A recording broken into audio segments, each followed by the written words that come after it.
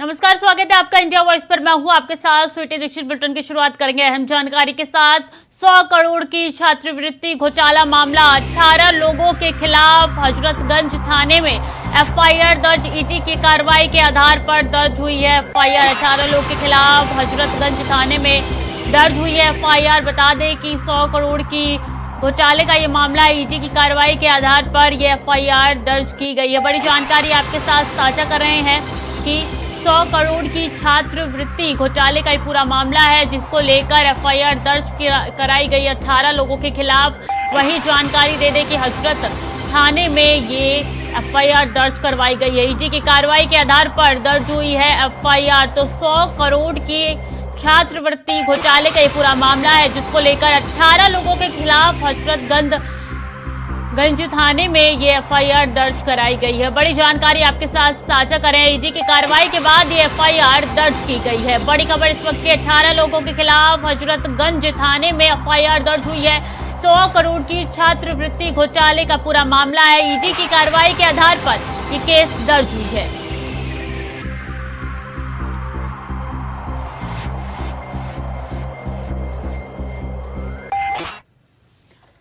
तो 18 लोगों के खिलाफ एफआईआर दर्ज कराई गई है। आपको बता दें कि छात्रवृत्ति के मामले में ये पूरा घोटाला है, जिसको लेकर ईडी ने जांच की थी और जांच के बाद ईडी की कार्रवाई के बाद उसके बेस पे जो है ये एफआईआर दर्ज हुई है। बड़ी जानकारी आपके साथ साझा कर रहे हैं। 100 करोड़ की छात्रवृत्ति घोटाले का ये पूरा मामला है और 18 लोगों के खिलाफ हजरतगंज थाने में एफआईआर दर्ज कराई जा चुकी है। ईडी की कार्रवाई के आधार पर यह केस दर्ज हुई है। तो 100 करोड़ की छात्रवृत्ति घोटाले का ये पूरा मामला है, जिसको लेकर अब एक्शन में है सरकार और ईडी के कार्रवाई के आधार पर जो है ये केस दर्ज की गई है। ज्यादा जानकारी के साथ प्रियम पाठक जुड़ चुके हैं। प्रियम, देखिए 100 करोड़ कोई छोटी रकम नहीं होती है, वो भी छात्रवृत्ति मामले में। क्या जानकारी इस खबर को लेकर आपके पास? देखिए, गरीब वर्ग के एसटी वर्ग के जो छात्र थे, उनकी जो छात्रवृत्ति थी उसके नाम पर 100 करोड़ रुपए से अधिक का ये घोटाला था, जिस पूरे मामले को लेकर लंबे समय से शिकायतें मिल रही थी। और उसके बाद जब ईडी ने इस पूरे मामले की जांच करना शुरू किया, पिछले महीने में अगर आप देखें तो तकरीबन 10 जिलों के अंदर 22 जगह पर अलग अलग ईडी की जो टीम थी उन्होंने छापेमारी करी। दिल्ली से भी टीम्स आई थी, लखनऊ ईडी कार्यालय की टीम थी और अलग अलग जगह पर जाकर जो है ये छापेमारी करी गई थी। और छापेमारी के दौरान चीजें जो हैं, जो जानकारी है वो लीक ना हो, इसलिए स्थानीय पुलिस की जगह रैपिड फोर्स का प्रयोग जो है वो ईडी की तरफ से किया गया था। वहां पर कई दस्तावेज ऐसे हाथ लगे थे जिनसे ये बात स्पष्ट हुई थी कि बड़े पैमाने पर इस तरीके का घोटाला किया गया है। छात्रवृत्ति के नाम पर फर्जी अकाउंट्स खुलाए गए और जो अकाउंट्स खुलाए गए उनके जो एटीएम कार्ड थे वो संस्थान ने अपने पास ही खुद रखे हुए थे। और उसके बाद जब उनमें छात्रवृत्ति आती है सरकार की तरफ से, उनमें फर्जी दस्तावेज लगाकर, उसके बाद जब सरकार छात्रवृत्ति डालती है तो वो छात्रवृत्ति जो है वो खुद जो स्कूल थे, जो कॉलेजेस थे, उन्होंने खुद निकाल ली। अब ऐसे में जब इस पूरे मामले को लेकर ईडी ने जांच करी और उसमें पुख्ता सबूत उसको जो है वो हाथ लगे हैं। अब ईडी ने हजरतगंज थाने में जो है इस पूरे मामले को लेकर जो है मुकदमा दर्ज कराया है। 18 लोगों के खिलाफ नामजद जो है ये मुकदमा दर्ज किया गया है फर्जीवाड़े के आरोप में। और इसको लेकर भी अब पुलिस भी अपने जो है पूरी तरीके से जांच जो है वो कर रही है। जी, 100 करोड़ अपने आप में बहुत बड़ी रकम होती है प्रियम, देखिए। और ये घोटाला जो है वो सामने निकल के आया, 18 लोगों के खिलाफ केस दर्ज हो। बहुत बहुत धन्यवाद आपका तमाम जानकारियों के लिए।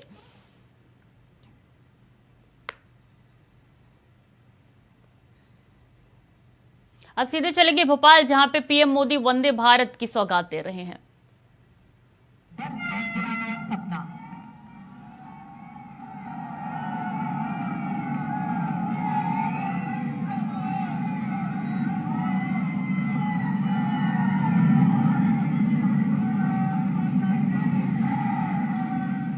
इस पल का मध्य प्रदेश वासियों को बरसों से इंतजार रहा है। 300 से ज्यादा स्कूली बच्चे वंदे भारत से सफर कर रहे हैं। माननीय प्रधानमंत्री जी से बच्चों ने संवाद भी किया और प्रधानमंत्री के दिल के बेहद करीब ये बच्चे आज अपने बीच उन्हें पाकर बेहद उत्साहित हैं। ये उन सबके लिए एक यादगार पल रहा। और वंदे भारत एक्सप्रेस भोपाल से दिल्ली के लिए रवाना हो रही है। माननीय प्रधानमंत्री जी सब बच्चों को अलविदा कहते हुए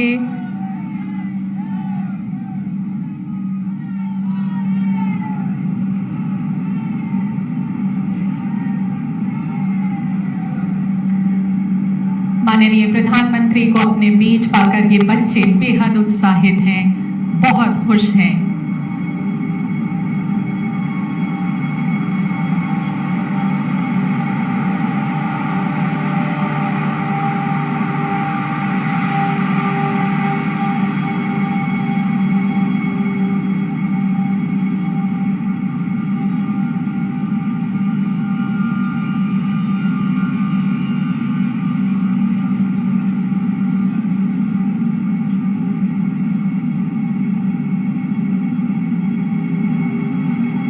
इस ट्रेन के जरिए भारत की राजधानी और मध्य प्रदेश की राजधानी को आपस में कनेक्टिविटी और तेज परिवहन की सुविधा मिलेगी। माननीय प्रधानमंत्री जी का ये अद्भुत तोहफा, यादगार तोहफा मध्य प्रदेश वासियों के लिए।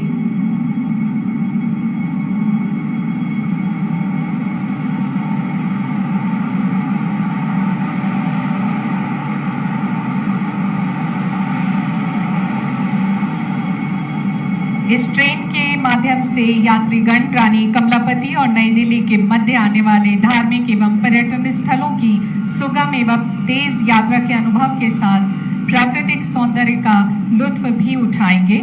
इस ट्रेन के माध्यम से यात्रीगण बहुत ही कम समय में भोपाल और दिल्ली का सुगम एवं सुविधाजनक सफर कर सकेंगे।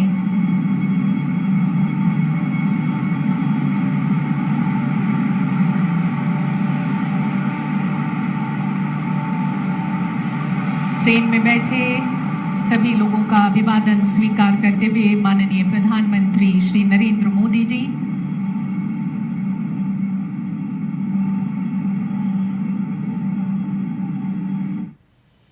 तो तस्वीरें देखिए आपने किस तरीके से रानी कमलापति स्टेशन पे प्रधानमंत्री पहुंचे और वंदे भारत एक्सप्रेस की सौगात दी है मध्य प्रदेश को। बता दें कि वो तीनों सेना के सम्मेलन में गए थे और भोपाल दौरे पे हैं वो, और क्या कुछ कह रहे हैं पीएम मोदी आपको सुनाते हैं। कि 1 तारीख को कार्यक्रम है। मैंने कहा भाई 1 अप्रैल को क्यों रखते हो, जब अखबार में खबर आएगी कि 1 अप्रैल को मोदी जी वंदे भारत ट्रेन को झंडी दिखाने वाले हैं तो हमारे कांग्रेस के मित्र जरूर बयान देंगे ये मोदी तो अप्रैल फूल करेगा।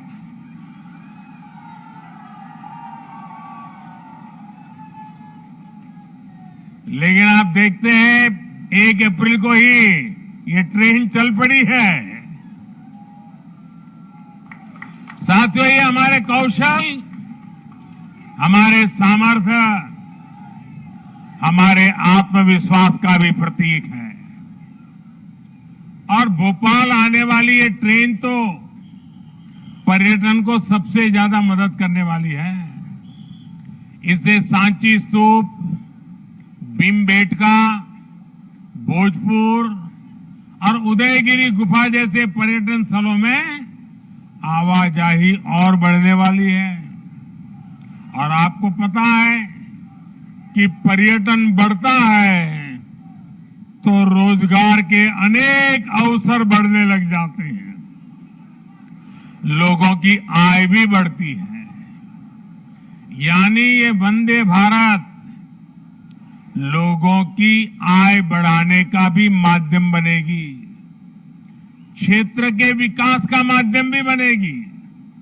साथियों, 21वीं सदी का भारत अब नई सोच, नए अप्रोच के साथ काम कर रहा है। पहले की सरकारें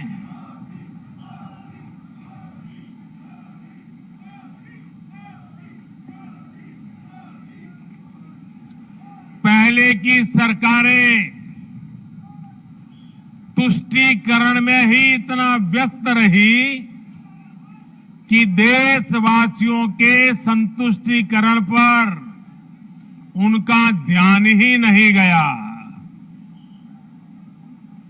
वे वोट बैंक के तुष्टीकरण में जुटे हुए थे। हम देशवासियों के संतुष्टीकरण में समर्पित है। पहले की सरकारों में एक और बात पर बड़ा जोर रहा, वो देश के एक ही परिवार को देश का प्रथम परिवार मानती रही। देश के गरीब परिवार, देश के मध्यम वर्गीय परिवार, उन्होंने अपने हाल पर ही छोड़ दिया था। इन परिवारों की आशाएं, अपेक्षाएं, उन्हें पूछने वाला ही कोई नहीं था। इसका जीता जागता उदाहरण रही है हमारी भारतीय रेल। भारतीय रेलवे दरअसल सामान्य भारतीय परिवार की सवारी है। माता, पिता, बच्चे, दादा, दादी, नाना, नानी, सबको इकट्ठे जाना हो तो दशकों से लोगों का सबसे बड़ा साधन रेल रही है। क्या सामान्य भारतीय परिवार की इस सवारी को समय के साथ आधुनिक नहीं किया जाना चाहिए था? क्या रेलवे को ऐसे ही बदहाल छोड़ देना सही था? साथियों, आजादी के बाद भारत को एक बनाया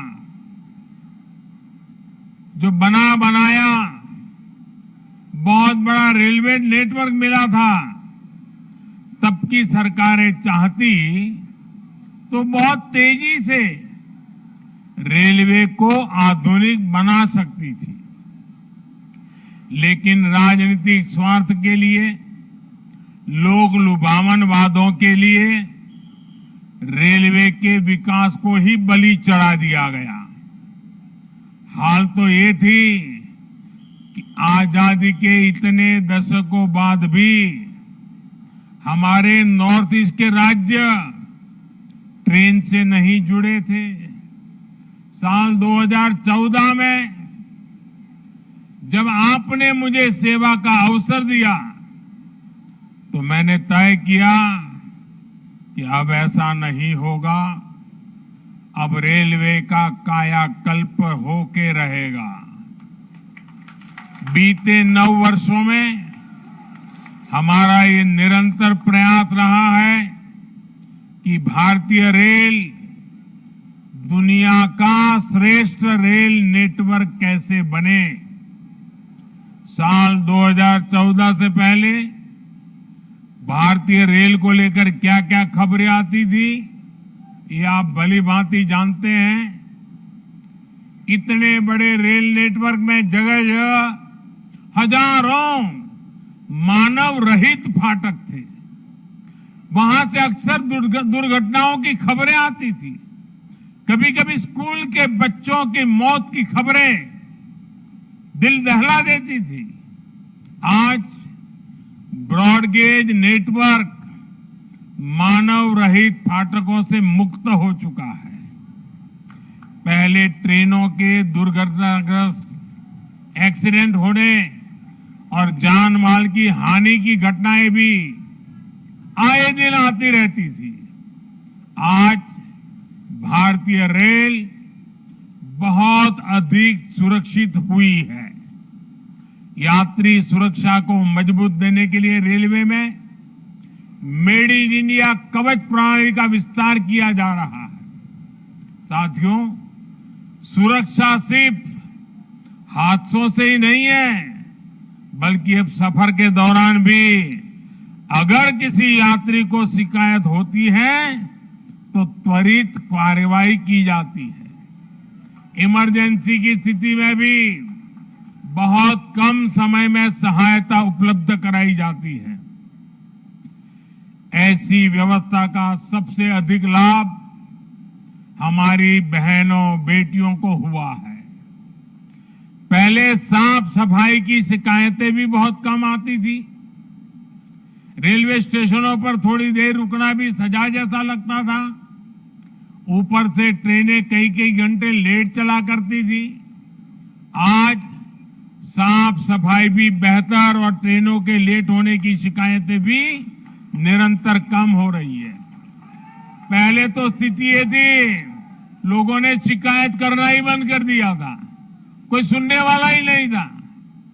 आपको याद होगा, पहले टिकटों की कालाबाजारी तो शिकायतों में सामान्य बात थी। मीडिया में आए दिन इससे जुड़े स्टिंग ऑपरेशन दिखाए जाते थे, लेकिन आज टेक्नोलॉजी का उपयोग कर हमने ऐसी अनेक समस्याओं का समाधान किया है। साथियों, आज भारतीय रेलवे देश के छोटे शिल्पकारों और कारीगरों के उत्पादों को देश के हर कोने तक पहुंचाना का भी बड़ा माध्यम बन रही है। वन स्टेशन वन प्रोडक्ट, इस योजना के तहत जिस क्षेत्र में वो स्टेशन है, वहां के प्रसिद्ध कपड़े, कलाकृतियां, पेंटिंग, हस्तशिल्प, बर्तन आदि यात्री स्टेशन पर ही खरीद सकते हैं। इसके भी देश में करीब करीब 600 आउटलेट बनाए जा चुके हैं। मुझे खुशी है कि बहुत ही कम समय में इनसे 1 लाख से ज्यादा यात्री खरीदारी कर चुके हैं। साथियों, आज भारतीय रेल देश के सामान्य परिवारों के लिए सुविधा का पर्याय बन रही है। आज देश में अनेकों रेलवे स्टेशनों का आधुनिकीकरण किया जा रहा है। आज देश के 6000 स्टेशनों पर वाईफाई की सुविधा दी जा रही है। देश के 900 से ज्यादा प्रमुख रेलवे स्टेशनों पर सीसीटीवी लगाने का काम पूरा हो चुका है।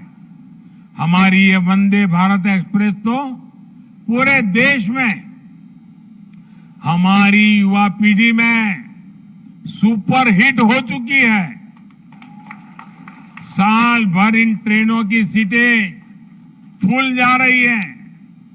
देश के हर कोने से वंदे भारत चलाने की मांग की जा रही है। पहले सांसदों की चिट्ठियां आती थी, तो चिट्ठी क्या आती थी? सांसद लिखते थे, फलानी ट्रेन इस स्टेशन पर रोकने की व्यवस्था हो, अभी 2 स्टेशन पर रुकती है, 3 पर रोकने की व्यवस्था हो, यहां रोकी जाए, वहां रोकी जाए, यही आता था। आज मुझे गर्व है, मुझे संतोष है जब सांसद चिट्ठी लिखते हैं और मांग करते हैं कि हमारे यहां भी वंदे भारत जल्दी से जल्दी चालू हो। साथियों, रेलवे यात्रियों की सुविधाएं बढ़ाने का ये अभियान लगातार बहुत तेज गति से चल रहा है। इस साल तो पीएम मोदी को सुन रहे थे। वो 11वें वंदे भारत एक्सप्रेस की सौगात उन्होंने भोपाल वासियों को दी है। खबरों में आगे बढ़ेंगे। गुजरात हाईकोर्ट ने प्रधानमंत्री नरेंद्र मोदी की डिग्री दिखाने से जुड़े एक आदेश को खारिज कर दिया है, जिसके बाद शनिवार को दिल्ली के मुख्यमंत्री अरविंद केजरीवाल ने प्रेस कॉन्फ्रेंस कर हमला बोला है। सुनिए। गुजरात हाईकोर्ट का कल ऑर्डर आया कि देश के लोग जो हैं वो प्रधानमंत्री जी की एजुकेशनल क्वालिफिकेशंस के बारे में जानकारी नहीं ले सकते। इससे पूरा देश एक तरह से स्तब्ध है, क्योंकि हम लोग जनतंत्र में रहते हैं और जनतंत्र के अंदर तो प्रश्न पूछने की और जानकारी मांगने की आजादी होनी चाहिए। ये देश को आजाद हुए 75 साल हो गए। इन 75 सालों में देश उतनी तरक्की नहीं कर पाया जितनी तरक्की करनी चाहिए थी। आज लोगों में बहुत ज्यादा बेचैनी है, लोग बहुत तेजी से तरक्की चाहते हैं। हम 21वीं सदी में रह रहे हैं। 21वीं सदी का भारत, 21वीं सदी का युवा बहुत एस्पिरेशनल है। वो बहुत तेजी से तरक्की चाहता है, रोजगार चाहता है, महंगाई से छुटकारा चाहता है। वो चाहता है कि भारत तेजी से तरक्की करे। ऐसे में देश के प्रधानमंत्री का पढ़ा लिखा होना बहुत जरूरी है। प्रधानमंत्री मोदी जी के हर दूसरे तीसरे दिन कुछ ऐसे बयान आते हैं जो देश को विचलित कर देते हैं। जैसे एक उनका बयान आया कि नाली में से जो गैस निकलती है उस गैस से चाय बनाई जा सकती है, मतलब उस गैस को एनर्जी के रूप में इस्तेमाल करके उससे चाय बनाई जा सकती है। कोई भी जानकार आदमी, पढ़ा लिखा आदमी इस किस्म की बात नहीं करेगा। कनाडा गए, वो कनाडा में उन्होंने कुछ वो कहने की कोशिश कर रहे थे a+b² whole square bracket square, लेकिन वो क्या कहना चाह रहे थे किसी को समझ नहीं आया। पूरी दुनिया उस टाइम प्रधानमंत्री जी को देख रही थी। पूरी दुनिया के सामने देशवासी एक तरह से बड़े एम्बैरेसिंग फील कर रहे थे। में ये संदेह होता है और ये प्रश्न उठता है कि क्या हमारे देश के प्रधानमंत्री पढ़े लिखे हैं और कितने पढ़े लिखे हैं। एक भाषण में वो कह रहे हैं कि मैं पढ़ा लिखा नहीं हूं, मैं गांव के स्कूल गया था, उससे ज्यादा मेरी कोई पढ़ाई नहीं हुई है। प्रधानमंत्री का पढ़ा लिखा होना क्यों जरूरी है? प्रधानमंत्री को एक ही दिनों में सैकड़ों फैसले लेने होते हैं, विज्ञान से संबंधित, अर्थव्यवस्था से संबंधित। अगर प्रधानमंत्री पढ़े लिखे नहीं होंगे तो ये अफसर आके, तरह तरह के किस्म किस्म के लोग आके उनको बहला के कहीं भी दस्तखत करवा के ले जाएंगे, कहीं भी कुछ भी पास करवा के ले जाएंगे। देश के प्रधानमंत्री पढ़े लिखे होते तो कभी किसी हालत में नोटबंदी ना करते। जीएसटी लागू किया गया, जीएसटी बहुत अच्छा कॉन्सेप्ट था, लेकिन जिस तरह से लागू किया गया इसने पूरी अर्थव्यवस्था का बेड़ा गर्क कर दिया। आज अगर पढ़े लिखे प्रधानमंत्री होते तो जीएसटी ठीक से देश के अंदर लागू होता, लेकिन 60,000 स्कूल बंद कर दिए गए। इसका मतलब देश में शिक्षा को तवज्जो नहीं दी जा रही जो तवज्जो दी जानी चाहिए। एक अनपढ़ देश कैसे तरक्की करेगा? तो वहीं केजरीवाल के दिए गए बयान पर बीजेपी ने भी पलटवार किया है। प्रेस कॉन्फ्रेंस करके सुनिए। ऐसे व्यक्ति हैं जो एक नहीं अनेक बार कोर्ट के द्वारा डांट फटकार पा चुके हैं। क्या प्रक्रिया न्यायालय में चल रही थी, ना आपने कभी उस विषय का संज्ञान लिया, ना कोई आपत्ति दर्ज की और ना अंतिम निर्णय के समय किसी प्रकार की आपत्ति दर्ज की। हो गया कि आपने सिर्फ और सिर्फ अदालत का वक्त जाया करने के लिए संवैधानिक उपकरणों को दुरुपयोग करने की दृष्टि से आपने एक काम किया। मुझे ऐसा प्रतीत होता है कि आम आदमी पार्टी वो पार्टी है जिसने अद्भुत पॉलिसी दी थी, एक बोतल के बदले एक बोतल फ्री। एक नॉर्मल कहावत में प्रयोग होता है ना कि फ्री की रेवड़ी, पर यहां सबसे ज्यादा फ्री की रेवड़ी बेवड़ों को मिली थी। एक पौवे के बदले एक पौवा फ्री। और जब ज्यादा पी लेता है आदमी तो मानसिक संतुलन खो जाता है। इंडियन प्रीमियर लीग के 16वें सीजन का आगाज हो चुका है। आज आईपीएल का तीसरा मैच लखनऊ के इकाना स्टेडियम में खेला जाएगा। केएल राहुल की लखनऊ सुपर जॉइंट और डेविड वार्नर की दिल्ली कैपिटल्स के बीच टक्कर होगी। सुबह से पिच और मैदान में एक्सपर्ट्स मौजूद है। बता दें, अनुमान है कि इस मैच को देखने के लिए 40,000 दर्शक पहुंचने वाले हैं। काउंटर से बिके टिकट भी इसी तरफ इशारा करती है कि आज शाम 7:30 बजे से मैच शुरू होने वाला है। इसके पहले 4:30 बजे से दर्शकों को स्टेडियम में एंट्री मिलना शुरू हो जाएगी। बीच में स्टेडियम से बाहर आने वाले दोबारा एंट्री नहीं मिलेगी। 6:30 बजे उद्घाटन समारोह होना है। इसमें सीएम योगी आदित्यनाथ भी आ सकते हैं। बता दें कि पिछली बार लखनऊ की टीम ने दोनों ही मैच में दिल्ली को हराया था।